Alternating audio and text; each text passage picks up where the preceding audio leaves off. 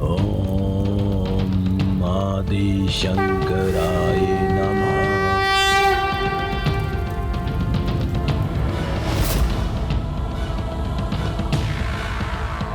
उस देवी के साथ आज के युद्ध का जो भी परिणाम हुआ हो, किंतु मेरी योजना तो अभी भी सफलता की ओर बढ़ रही है।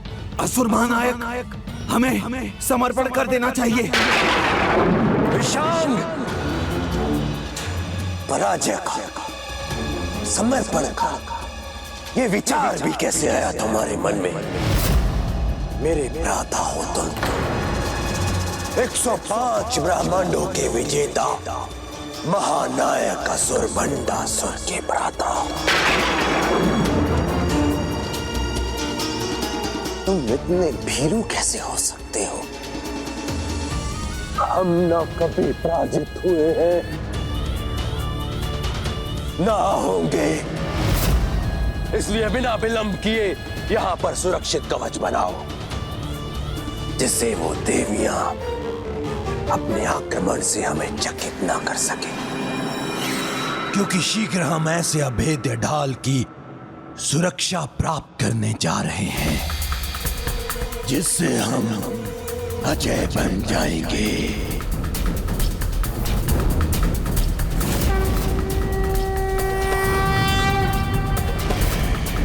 मैंने माता पराशक्ति के दर्शन तो प्राप्त कर लिए, किंतु उनके कान के आभूषण मांगना भूल गई। कर्ण के आभूषण? हाँ गणेश जी, माता के कान के आभूषण तो बहुत सुंदर थे। कितनी भोली हो तुम, जो इस भयानक युद्ध के समय में भी उसकी गंभीरता का नहीं, माता के कर्ण के आभूषण का विचार कर रही हो। क्या करूं गणेश जी, वो थे ही इतने सुंदर। तब तो वास्तव में बड़े दुख की बात है कि तुम अपनी इच्छा माता से कहती, उसके पहले ही तुम्हारे पिता तुम्हें ले आए। किंतु माता तो सभी माताओं की माता है, उन्हें तो अपनी संतानों की इच्छा बिना कहे ही ज्ञात हो जाती है, और तुम्हारी जैसी भोली भक्त की प्रार्थना तो वो अवश्य सुनेंगी। तो माता मुझे वो आभूषण दे देगी?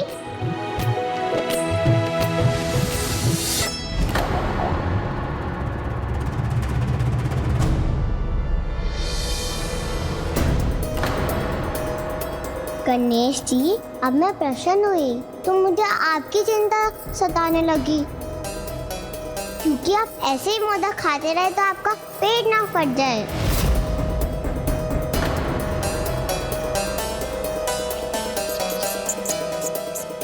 माता, अब तो प्रभु का मोदक खाना हमें रोकना ही होगा। किंतु यदि मैंने हस्तक्षेप किया तो गणेश का वचन भंग होगा, और मैंने यदि कुछ नहीं किया तो गणेश को हानि पहुंचेगी। अब तो मेरी इस दुविधा का समाधान माता पराशक्ति ही कर सकती है।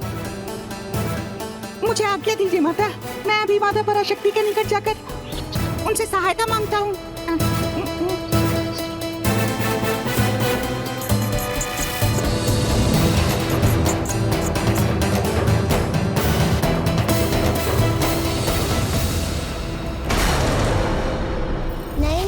हमें इसका उपाय करना ही होगा।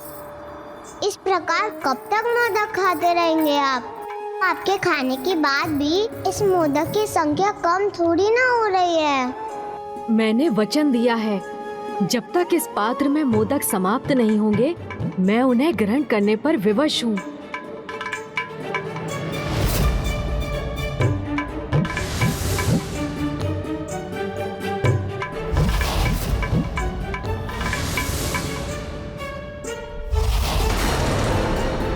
रश्मि प्रभा, इस अक्षय पात्र की कोई भी सामग्री कभी नहीं घटती। इस समस्या का एक समाधान है। झूठे पात्र में अतिथि को भोजन परोसना पाप है, इसलिए यदि अक्षय पात्र झूठा हो जाए तो वो अपनी पवित्रता खोकर एक साधारण पात्र में परिवर्तित हो जाएगा, और फिर वो मोदक उत्पन्न नहीं कर सकेगा। ओह हाँ, सूझ गया उपाय। मैं पिताश्री से कहूंगी, आपको कष्ट में देखकर मुझे बहुत कष्ट हो रहा है, इसलिए वो आपको वचन मुक्त कर दे। आज वो जब मुझे बचा रहे थे उन्होंने मुझे वचन दिया था वो सदा मेरी रक्षा करेंगे और वो मुझे कभी कोई कष्ट नहीं होने देंगे। जो मुझसे इतना स्नेह करते हैं वो मेरी बात कभी नहीं टालेंगे प्रभु। इसका पिता जो स्वयं को मेरा भक्त कहता है उसे मेरी कोई चिंता नहीं, किंतु इस निर्दोष बालिका का सरल हृदय मेरी चिंता से कितना व्याकुल है। आप चिंता मत कीजिए गणेश जी, मैं आपको कुछ नहीं होने दूंगी। मैं भी वचन देता हूँ कि मैं भी तुम पर कोई आँच नहीं आने दूंगा।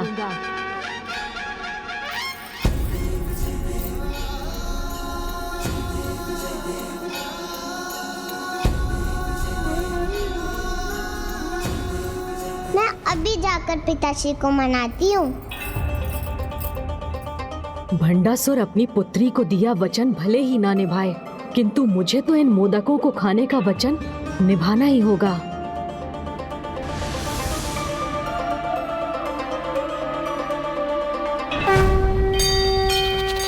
अब मुझे आज्ञा दीजिए माता। रुकिए मूषक जी, अमरपुर में प्रवेश करने के लिए भी आपको सहायता चाहिए होगी।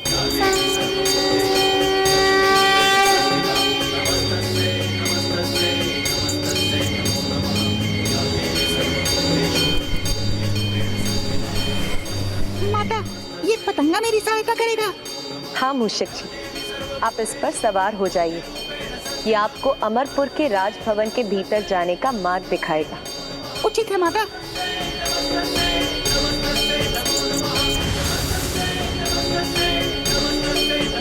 चलिए पतंगे महोदय, उड़ान भरिए।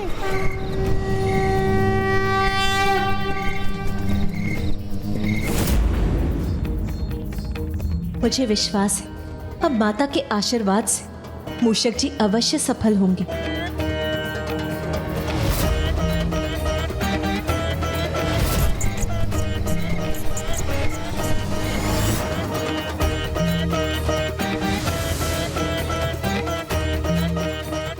ये मेरे लिए अत्यंत असुविधाजनक होता जा रहा है। मुझे कुछ अच्छा नहीं लग रहा। पिताश्री, पिताश्री, पिताश्री।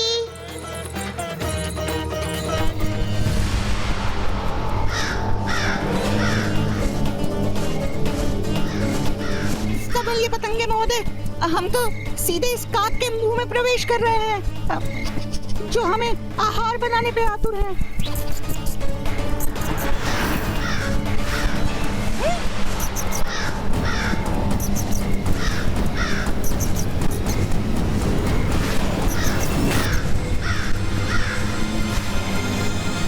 देखा, दोनों को बचा लिया ना मैंने।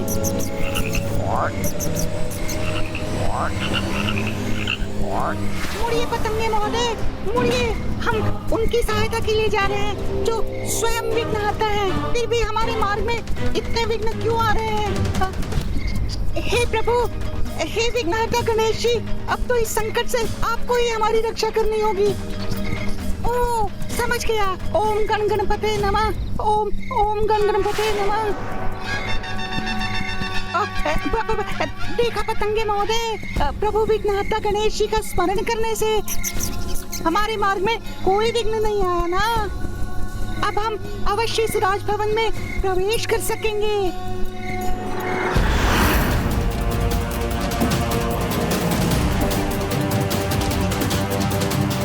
पिताश्री, पिताश्री, पिताश्री तो कहीं नहीं दिखाई दे रहे हैं।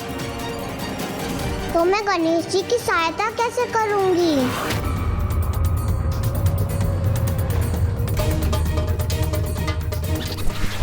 शीघ्रता कीजिए पतंगे जी, अब हम पहुंचने ही वाले हैं।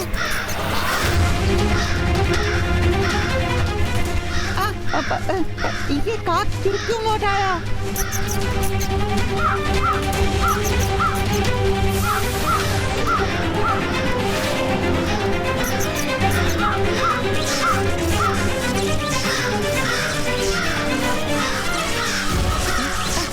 ऊपर उड़िए पतंगे जी।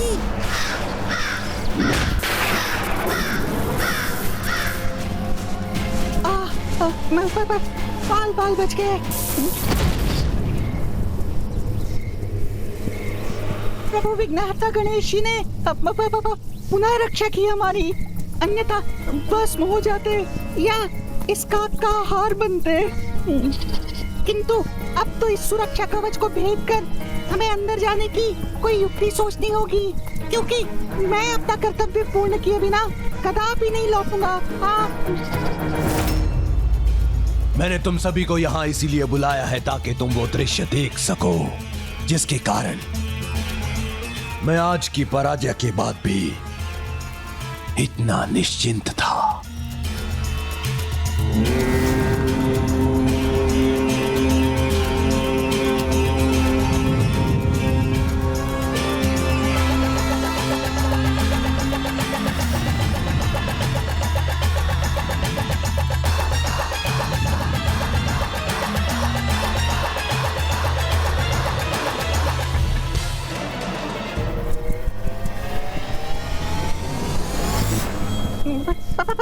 भीतर ही नहीं जा सकूंगा तो प्रभु की सहायता कैसे करूंगा?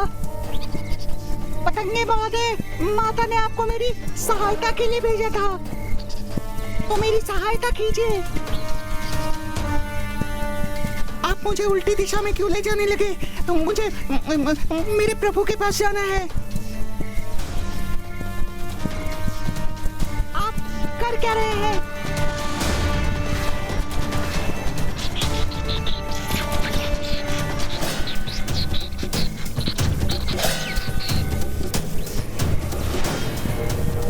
आप इस पर सवार हो जाइए। ये आपको अमरपुर के राजभवन के भीतर जाने का मार्ग दिखाएगा।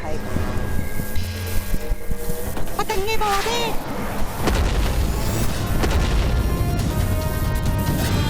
मैं आपका त्याग व्यर्थ नहीं जाने दूंगा। सब जगह ढूंढ लिया मैंने पिताश्री को, किंतु कहीं नहीं मिले पिताश्री। अब मैं गणेश जी के साथ कैसे कर पाऊंगी? मूषक, रुक जा, मैं मित्र हूँ, शत्रु नहीं। ये मूषक तो बात भी करता है। इसे अपना मित्र तो पुकार लिया, किंतु योजना नहीं बताऊंगा। किंचित है तो भंडासुर की ही पुत्री। हाँ,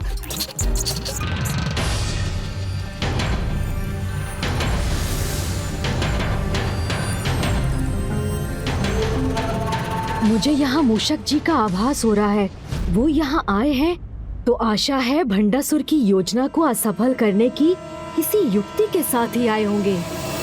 गणेश जी जब तक अमरपुर में है तब तक प्रभु महाशिव के आवाहन हेतु मेरे इस महायज्ञ में कोई भी विघ्न उत्पन्न नहीं कर सकता। और जिन्हें स्वयं प्रभु श्री गणेश जी का साथ प्राप्त हो और जिनके निकट प्रभु महाशिव का आगमन होने वाला हो, उनको ऐसी साधारण पराजय से भयभीत नहीं होना चाहिए। इसलिए अपने उत्साह को त्यागने का नहीं, यह समय तो आगामी युद्ध की योजना बनाने का है और रणनीति तैयार करने का है। अपनी शक्ति को एकत्रित कर, अपने विश्वास को जागृत कर आक्रमण करने का है, क्योंकि वो देवी सूर्योदय होते ही अपनी संपूर्ण शक्ति के साथ अमरपुर पर आक्रमण करने के लिए अवश्य आएगी।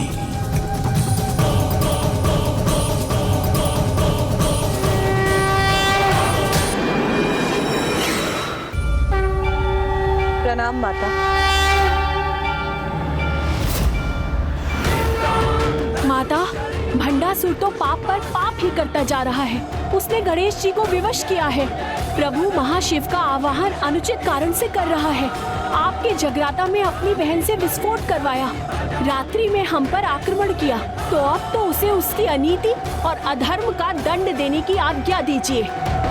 हाँ माता, हम अभी जाकर उसके साथ उसके नगर का भी सर्वनाश कर देंगे। हाँ माता, हमें आज्ञा दीजिए। मैं ज्वाला मालिनी अपनी ज्वाला के दहकते अंगारे बरसा के उन दुष्टों को भस्म कर दूंगी। प्रत्येक कार्य का एक उचित समय होता है, यही नीति है। उसने हम पर रात्रि में आक्रमण किया, ये उसकी भूल थी। जिससे वो कदापि सीख नहीं लेगा, किंतु हम वो भूल नहीं करेंगे। युद्ध के नियमों के अनुसार सूर्य देव के प्रथम किरणों के साथ ही अमरपुर पर हमारे आक्रमण की तैयारी कीजिए। सूर्योदय होने पर अमरपुर पर अनेक रथों की चढ़ाई होने के पूर्व कौन कौन तैयार है उन पर आक्रमण करने के लिए? मैं तैयार हूँ पिताश्री। मैं भी तैयार हूँ पिताश्री। हम भी तैयार हैं पिताश्री। हम भी तैयार हैं। हम भी तैयार हैं पिताश्री। ज्येष्ठ, आपके आदेशानुसार हम युद्ध के लिए तैयार हैं। नहीं, तुम दोनों नहीं।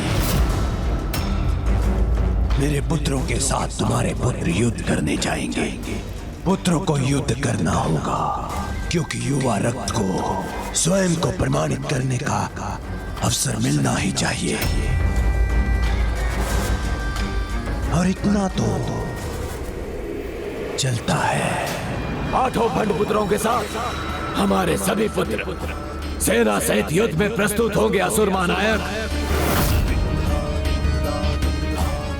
आज के युद्ध के अंत होने तक ये महायज्ञ अवश्य संपन्न होना चाहिए।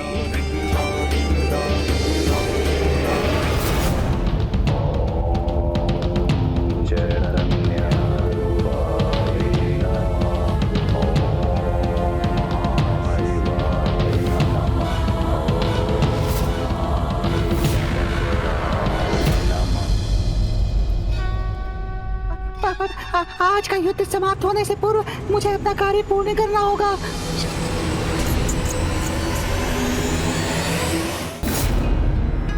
रथ अब आगे बढ़ने के लिए तैयार है।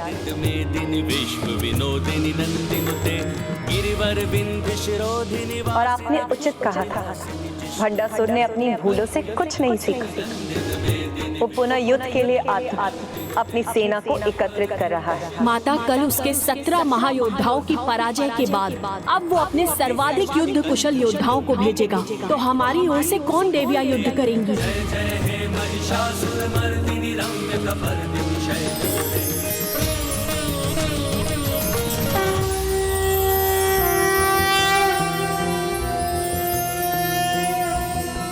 कदम्बवन शालया कुछ भरोल्लसन मालया कुचोपमित शैलया गुरु कृपाल सद्वेलया मदारुण कपोलया मधुर गीत वाचालया कयापि घन लीलया कवचिता वयं लीलया।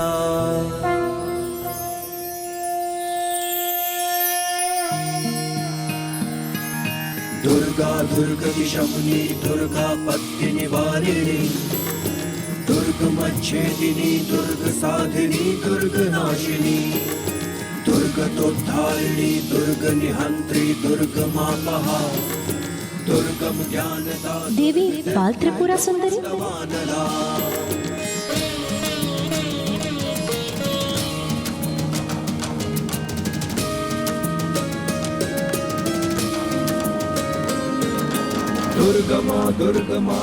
आज के युद्ध में मैं ही सेनापति रहूंगी, क्योंकि भंडासुर अपने युवाओं अर्थात पुत्रों को भेज रहा है। तो मैं भी ये युद्ध उनसे अकेले ही करूंगी।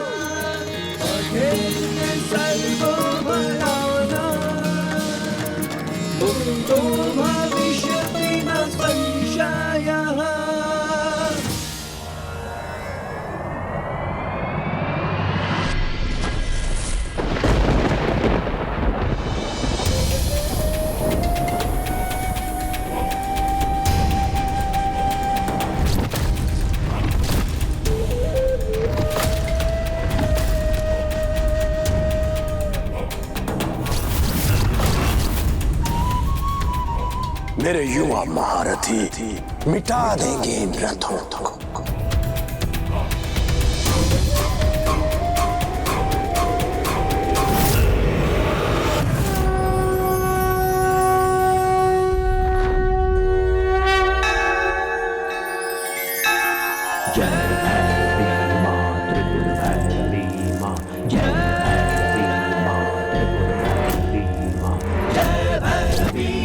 माँ त्रिपुर भैरवी माँ, जय भैरवी माँ त्रिपुर भैरवी माँ। ये कैसा प्रकाश, ये कैसा दृश्य था।